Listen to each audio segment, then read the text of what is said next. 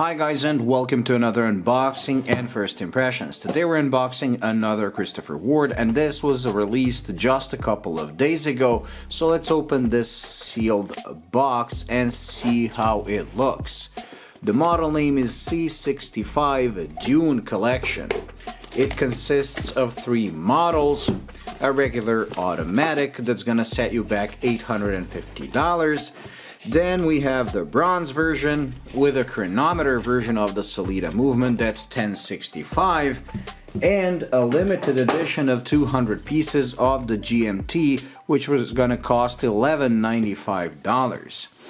Like I said, just released, and only the GMT is the limited edition one. The regular automatic that's going to be available in a couple of dial variants, black, blue, green, and white, is a regular production model, and so is this, the bronze version, that's going to be available with both a blue dial and a green dial. So standard Christopher Ward packaging with all the documents. And here is the watch itself in bronze, but not only the watch, but also the bracelet. This is, I believe, the first time on my channel, except that limited edition thing that was done from the actually brass from ships, that I'm featuring a full bronze watch with both the bracelet and the watch made of bronze. And I have to admit, it kind of intrigued me. Let me just get this thing undone. Okay, here we go. Managed to get that protective film out of it. Let me just get the camera to focus. And here it is, the C65 Dune bronze version with a blue dial. Like I said, they also offer a green dial. It's a 38mm watch. It looks something like an Aquitaine without the dive bezel. It comes with a boxed sapphire crystal, the Lightcatcher case done in bronze. And I do like the fact they actually make some parts polished and some parts brushed. Usually with bronze watches, they usually just have this unfinished, dull look. But with Christopher Ward, they actually apply some finishing on their bronze watches as well. As you can see, this one has already developed some patina, and this is a pre-production prototype model sent in for the reviews. They do say the regular production ones are going to have slightly better date color to match the dial better. And as you can see, the dial is the beauty on this watch. Both the green and the blue, they have sunburst effect.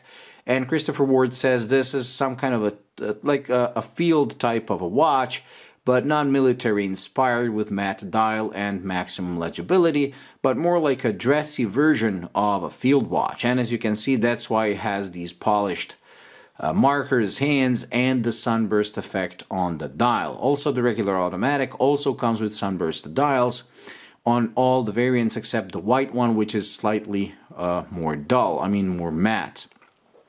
This one I do like. It's 38mm. It does appear pretty slim because some of the thickness is down to the sapphire. The case itself is pretty thin. Comes powered with the Sellita SW200 COSC certified. So only the bronze variant is going to be COSC certified. The other variants are just regular Sellita SW200 and in the version of the GMT SW330. I do like this one, and I will be testing the accuracy because it says it's a chronometer. Comes with hacking, hand winding, and a quick set date. Beats away at 28,800 bph, and the GMT I believe has even a slightly longer power reserve compared to these. Very nice watch, and I can't wait to do the full review to see how this dial and these markers look under macro, because in person, I don't know if you can see it on the camera, but it does appear to play with the light beautifully, and I can't wait to see it outside when I strap it on my wrist. So let's do that. Let's put it on my wrist to see how it wears on my 6.7-inch wrist.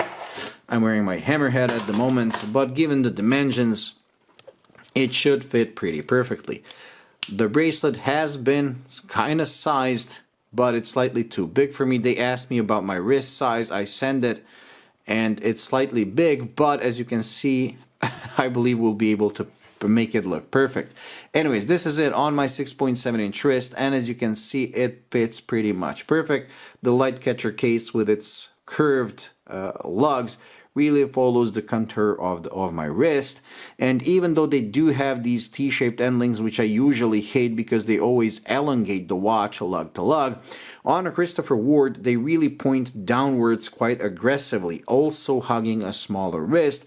And if you have a bigger one, it's not gonna be a problem because it still looks pretty good.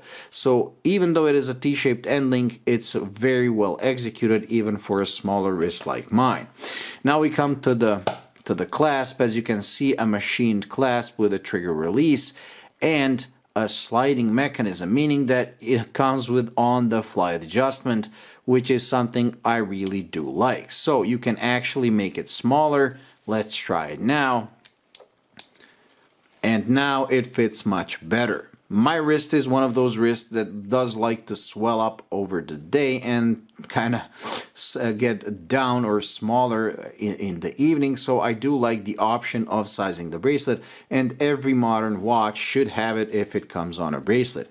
I really do like they included on this one, even though it's not a dive watch, but it does come with a screw-in crown and 150 meters of water resistance, so we will be able to handle any water activity you take it to. So like I said, the regular automatic 850, this is 1065, and the GMT is 1195, something like that. I believe for the price it's pretty cool, given that it's a bronze watch with a bronze bracelet, a chronometer certified movement, which is something that really makes the price more than okay.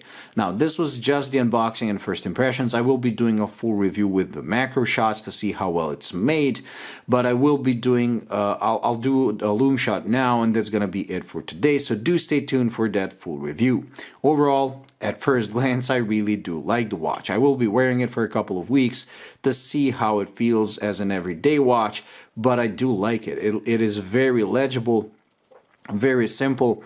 It bursts out Christopher Ward DNA in the hands, in the markers, the case shape, everything.